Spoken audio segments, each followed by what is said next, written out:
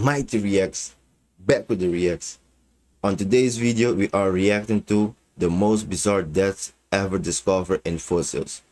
A video by Extinct Zoo. So enough of the talking, let's react! In the southwest of Ecuador, there's a fossil site called Tenque Loma that holds one of prehistory's strangest mass graves. Within its layers lie the remains of thousands upon thousands of bones belonging to giant ground sloths, massive herbivores that once roamed the Americas. But what makes this site particularly bizarre isn't just the sheer number of dead animals, or even the fact that they all died around the same time, it's rather how they died. Because, as paleontologists would eventually discover, these giants met their end in perhaps the most undignified way imaginable, and also one of the most bizarre. And we'll get to that shortly, but what's important to note right now is that this is just one of the many strange deaths throughout Earth's history. And while I do consider myself a bit of a connoisseur in fossilized deaths, having looked at plenty of grim, brutal, and downright unfair victims of life that have been frozen in time thanks to fossilization, what I found myself wondering as of late is what about the less brutal deaths, and the more so, straight up weird, random, and strange ones. Those that make you wonder, how does something like that even happen? And after researching for a bit, I think I found some that represent just about the most bizarre deaths imaginable. And this time we're going to start with a bang, as this first fossil, or fossils, are pretty out there, and it all begins in Ecuador like I mentioned. Here in the Tenque Loma fossil site, you'll find the remains of thousands and thousands of bones that in life had belonged to giant ground sloths, and more specifically, the Remotherium, a herbivorous genus that was an absolute unit, putting all modern sloths to shame and coming in at around 4.5 tons and measuring about 6 meters or 20 feet long. Sheesh, bro, that's fucking big. Damn, bro. While standing about 3 times the height of a human, overall making it much more comparable to elephants than its modern relatives. And this extended to its skeleton, which was absurdly robust and dense. And so clearly, this would have been a tough cookie. And yet, within Tenque Loma, researchers discovered nearly 24 of these fallen giants that not only had been killed by something, but were done so at around the exact same time, with the team dating the group's demise to be between 18,000 and 23,000 years ago. And at first, it seemed quite obvious what had killed them. It's like the La Brea tar pits in the US, this site had a bunch of asphalt, suggesting that the sloths had been quickly buried in sticky death goo, aka tar, that seeped through the marshland area that they were living in. However, what was strange was that the tar only covered a portion of their bodies, not the entirety, whereas in La Brea, most bones are fully submerged. And therefore, this idea that tar had ended them was thrown out the window. And frankly, compared to what's to come, tar would have been the more tame mode of death, as when they kept digging down, they found something a bit weird, an entire layer that surrounded the sloths, which was composed of varying ground plants that were both chewed and digested. More plainly put, this was a complete layer of feces that was large enough to cover a group which combined would have weighed over 80 tons. So we're talking about an Ian Malcolm level of number 2 here. And you'd think this new find would lead to confusion, but for the team, it wasn't confusing at all. Rather, it was the smoking gun that they'd been looking for, as it led to the hypothesis that these giants' deaths had come from their own hands, or rather stomachs, as originally they would have fed on plants in the area, before depositing their leftovers in the pit, which back then was a shallow pool. But slowly over time, these bathroom breaks accumulated, eventually transforming the pool into a toxic waste bucket of despair, where bacteria, parasites, and everything in between ran rampant, ultimately giving the sloths some nasty ailments as they carelessly wallowed and drank the contaminated water, with the pathogens eventually proving too much. Now, this idea may seem like a stretch, but actually, this hypothesis stemmed from a real-life incident where in the 1970s a herd of 140 hippos in Tanzania were observed taking refuge in a shallow pool during a drought, which within a short period, large amounts of waste transformed that little refuge into their doom. And in just a few weeks, the herd ended up losing over 100 members to disease or poisoning. And actually, the soil around the ground sloth's final resting place suggests they ended up in this predicament the exact same way, with a drought forcing them to shelter into an area with food and water. Which is usually good news, but in this case, the cramped space unknowingly doomed the sloths to a fairly unfun and messy end. No pun intended. Yet, not all bizarre deaths have to be unfun. Just ask frogs. Or more specifically, the 45-million-year-old ones that were found within a mass grave in the Geiseltal region of Germany. As of now, we're not too sure what kind of species they were, but we do think they belong to the Pelobatidae family, which lives even today. And in total, hundreds of fossilized frogs were individually identified inside of this graveyard, which back at the time would have been an expansive swamp and a haven for amphibians, which thus begs the question of why did it seemingly kill so many of them, And for a long time, researchers had no clue, and for decades it was actually considered an unsolvable mystery, seeing that all the frogs were seemingly perfectly healthy at the time of death, having no sign of disease, old age, predation, or even scavenging. And so, the only thing paleontologists could go off of was their positioning and numbers, which is obviously not a lot. At first, only one possibility was thought plausible, being that their home had rapidly dried up. Yet if this was the case, they could have easily made for another, given the formation's abundance of swamps, and thus this idea was crossed out.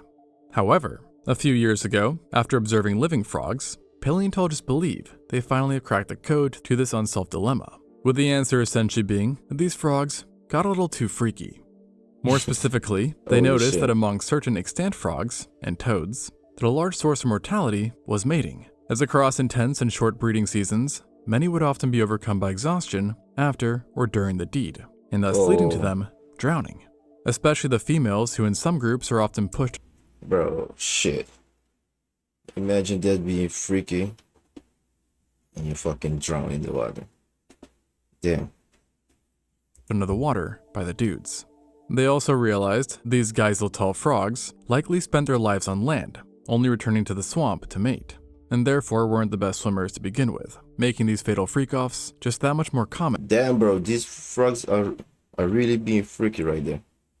And deadly. But mass amphibian die-offs aren't just a fossil-era quirk, as even right now, frogs across the world are teetering on the brink of extinction. But unlike our long-gone frisky friends, these frogs can still be helped, which is why I'm excited to be partnering with my friends at Planet Wild again. And in case you missed my last shout out, Planet Wild is basically crowdfunding for conservation. They choose a new partner every month aimed at protecting animals, forests, and oceans, backed by a community of around 13,000 members whose contributions are used to support these conservation projects. And the best part is that the community gets to see how the contributions are used in monthly videos here on YouTube. So they're 100% transparent about where the funds go. And the projects happen all over the world. For example, they teamed up with a research group in Ecuador to find, breed, and release some endangered frog species before they go extinct for good, which is a very important mission because in case you didn't know, frogs are being wiped out by a fast-spreading fungal pandemic called chytrid. And in Ecuador alone, over 170 species have been completely dropped off the map. And guess what? The mission worked, as they were even able to find a male frog from a species that was thought to be extinct for decades, and was only rediscovered in 2012. And so this is the kind of stuff that honestly you'd expect to be reading about in some scientific journal after it happened. But thanks to Planet Wild, you can literally help fund these projects and see the impact they're having in less than 30 days. And I personally have been a member for quite a while, and I think it's a great way for individuals to get involved in conservation. So if you want to protect Mother Nature, I highly recommend signing up. You can give whatever amount, big or small, as every dollar counts. And I will also cover the first month for the first 100 people that sign up. And if after you don't feel like supporting them anymore, well, you can cancel at any time. So if you want to help save the planet, scan the QR code or click the link in the description. And if you do join, let me know which mission you're most hyped about in the comments. I'd love to hear it. And now, back to the video. Now, with all this said, even though they were having fun, drowning is still not the best way to go. But perhaps the only silver lining to it is that it's not as exceedingly drawn out compared to the death of many other animals, of which includes another prehistoric one, a seriously misfortunate pterosaur, who died in such a rare way that we don't know of any other fossil that represents the same thing.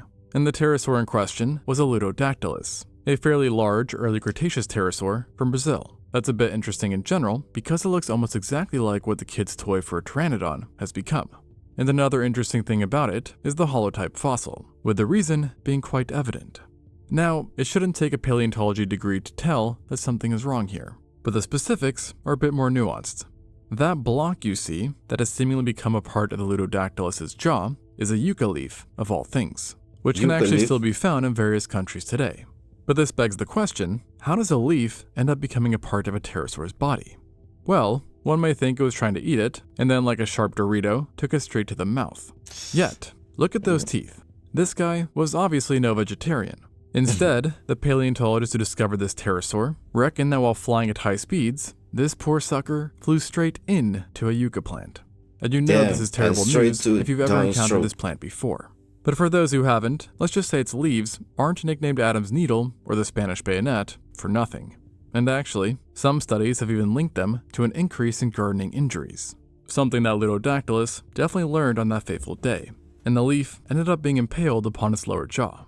And this obviously must have been exquisitely painful, and sadly, just the start of its ordeal, as over the next following days, the crippled pterosaur would have slowly withered and died, unable to eat or drink with its disfigured mouth, especially as the wound festered and became infected.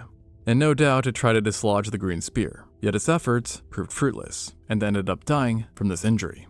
And like I said, since its discovery, no other fossil due to death from a leaf is known of. And maybe that isn't too unexpected. However, as it turns out, plants and trees as a whole are much more bloodthirsty than you might have expected, and we are aware of other cases where they viciously ended an animal. And included in this very exclusive club was a Cretaceous turtle, of all things. One that had been skewered by a tree. So, not exactly a normal combo. Surprisingly though, this find was really just one part of a larger discovery, as it came from the Tanis fossil site in North Dakota, which is about the only known formation that has preserved animals directly killed by the dinosaur-ending asteroid.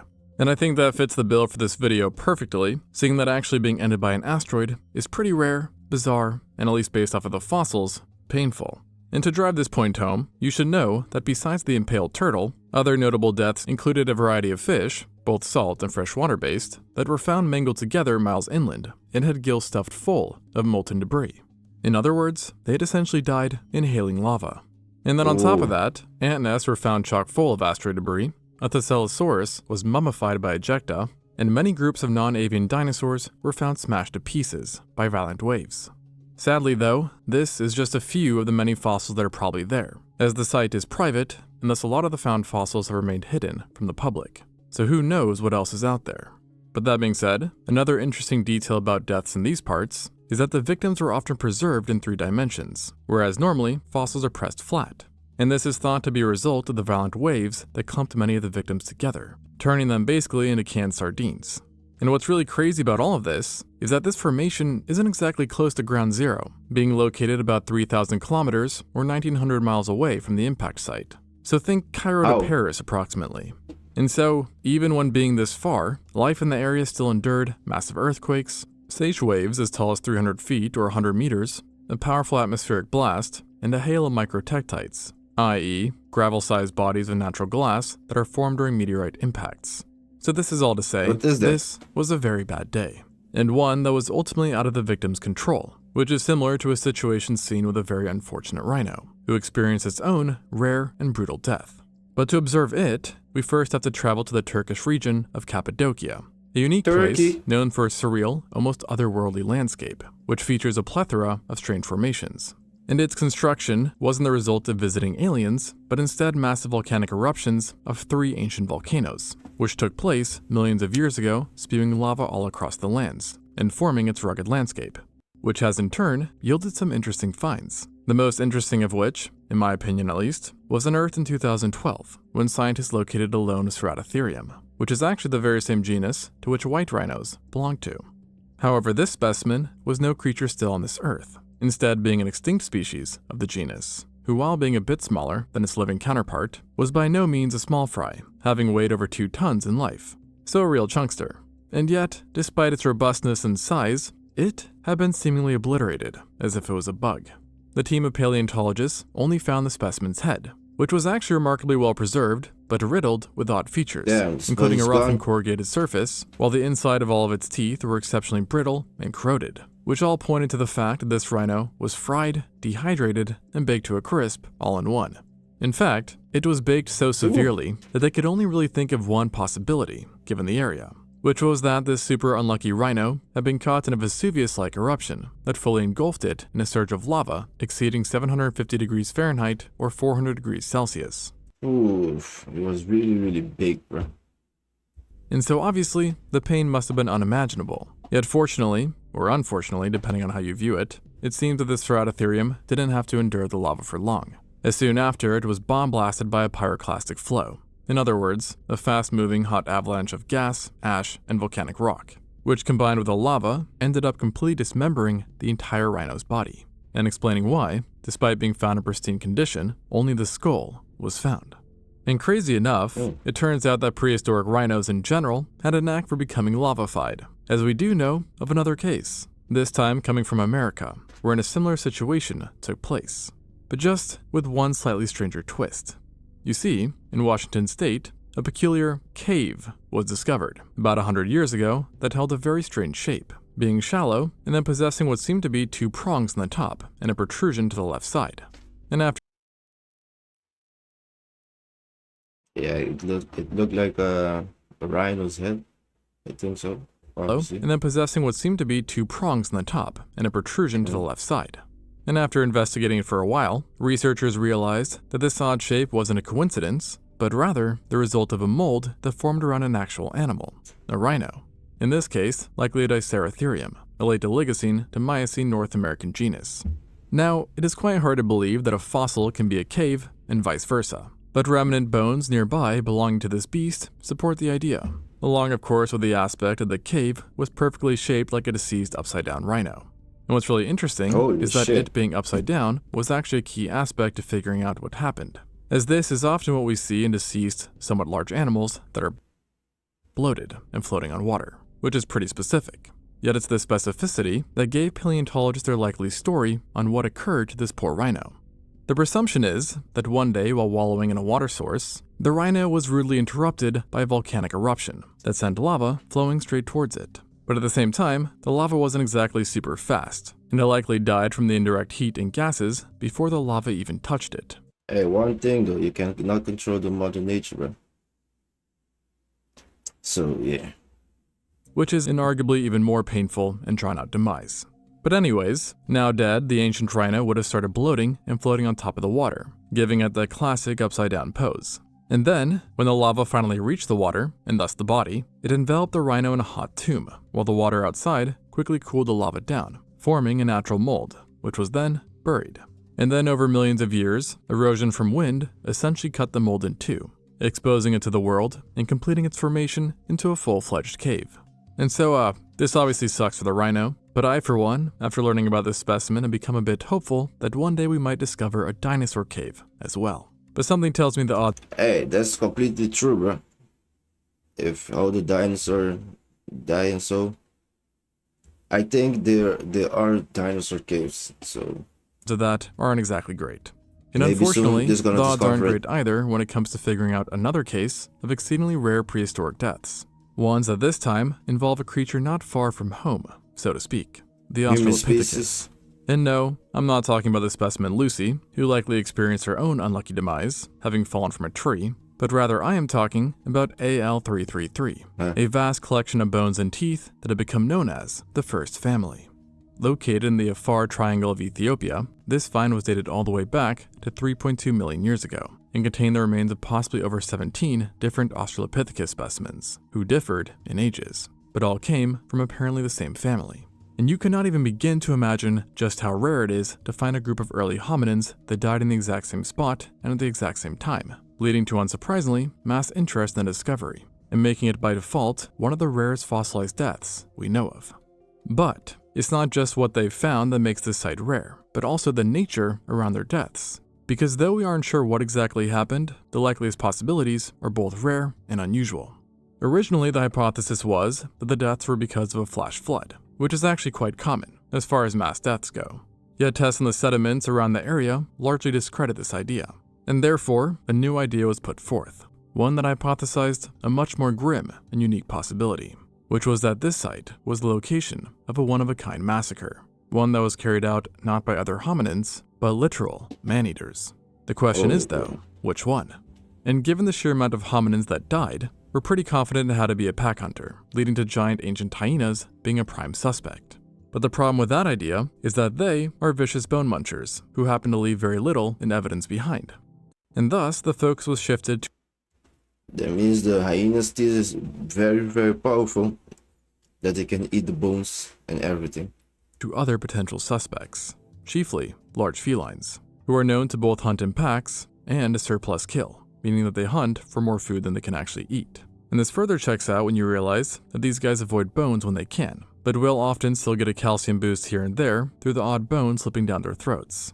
And these odd bones are typically bones from the fingers or toes, which coincidentally were missing in mass in AL333, leading to the assumption that if predators were the killers, that it truly was felines, with the prime suspects thought to be saber-toothed cats, such as the Homotherium, Meganterion, or Dinofelis. Of course though, not everyone is on board with this. First of all, I didn't know there were so many type of cat. I thought only tiger or, you know, cheetahs, lions, and so. But hey, every day you learn something new. Hypothesis, with questions remaining on just how a predator, or even predators, would have killed over a dozen Australopithecus in one go. Especially when we consider the fact that we aren't sure if these saber-toothed cats in particular lived in packs or not. And that's why we also have the second, less bloody, but in some ways equally messy hypothesis, which is that this family just had some really bad dinner, eating something that caused food poisoning so severe that within a short window, they were all dead. And while it's not unheard of for food poisoning to kill large amounts of animals in a short time, some researchers do find it a stretch considering their vegetarian diets, and the fact they all pretty much died in the exact same spot. And so alas, in the end, this strange case remains shrouded in mystery. And it is not the only one, as there Or maybe by disease, or I don't know. is an additional bizarre case that was for a while a complete mystery too, involving fossils that consisted not of one, but two separate animals, the Jurassic fish Tharsis and its contemporary, Belemnites, a kind of cephalopod. And they, starting a few years back, began to show up together within the same fossil, in a rather unique pose that looked just like this. And if you've been following, you might notice similarity to the pterosaur leaf incident, so it might be clear what's going on here. But if you need a hint, what you're looking at is two animals fused together, not shoulder to shoulder, with that Belemnite being inside of that fish. And it's not just this fossil, because the really strange part here is that multiple fossils almost identical to this one have been found, leading to the understandable confusion and questions of what the heck was going on during the Jurassic. I mean, the Jurassic is already known for being crazy, but to find multiple specimens of animals impaled within one another is still a slightly far out there story, and one without many leads. But the obvious first step to figuring out what happened is to identify which one was impaling the other. But even that proved hard, because the Belemnite for one would almost certainly never try to take on a fish that size. And while they did have hard internal shells that could technically pierce things at high speeds, their kind wasn't exactly known to utilize them for ramming. And meanwhile the fish, the Tharsis, was larger in size, but was a known microcarnivore, feasting on decaying soft tissue or overgrowth, and thus definitely not hunting down squids half their length. And so, unsurprisingly, some detective work was needed to get to the bottom of this. And literally only a few weeks ago, a breakthrough was actually made, after paleontologists realized something peculiar with all of the involved cephalopods, which was that they had a bunch of bivalves growing on them, a sign that perhaps they had been dead all along, even prior to the impalement, which in turn led to the hypothesis that the Belemnites, deceased and full of little animals, had started to float towards the surface, a result of their internal shells filling with gas. And once at the surface, researchers believe they became deceitful, fatal traps for the Tharsis, as it had a tendency to suck on floating objects. Now, normally size difference between fish and objects, or an object's shape, would prevent catastrophe. But in this specific scenario, the unusual size of the fish and the highly aerodynamic design of the Belemnites made for a surprisingly common predicament wherein the cephalopod's rostrum would slip straight through the Tharsis's mouth and into their gills. Not a pretty sight. And once in, the fish was unable to dislodge the makeshift spear and would slowly suffocate until death finally befell them. So there you have it, a collection of some of the most bizarre deaths preserved in the fossil record. From giant ground sloths literally drowning in their own waste, to frogs dying from doing too much hanky-panky. And what's perhaps the craziest thing about all of this is that these are just the deaths we managed to find and figure out. Look, even doing freaky stuff can be dangerous, so be careful, guys. For every bizarre fossil death we discover, there are millions more that we'll never know about, either because they didn't fossilize well, or because we haven't stumbled upon them yet. And ultimately, these fossils serve as more than just curiosities or morbid entertainment. They're windows into the past that show us that life has always been unpredictable, sometimes cruel, and often just plain weird. It's a reminder that despite all of our technology and knowledge, we're still at the mercy of chance, bad timing, and Mother Nature. And if nothing else, they prove that no matter how tough you think you are, whether you're a 4-ton ground sloth or a flying reptile with a 13-foot wingspan, nature and pure dumb luck will always find a way to humble you. So the next time you're having a bad day, just remember, at least you're not a Jurassic fish with a dead squid stuck in your gills. So yes guys, what is your thought on this video? Let me know in the comments. I found it very interesting, learned something new. So if you enjoyed the video, like and subscribe. See you guys on the next reaction. I'm gone.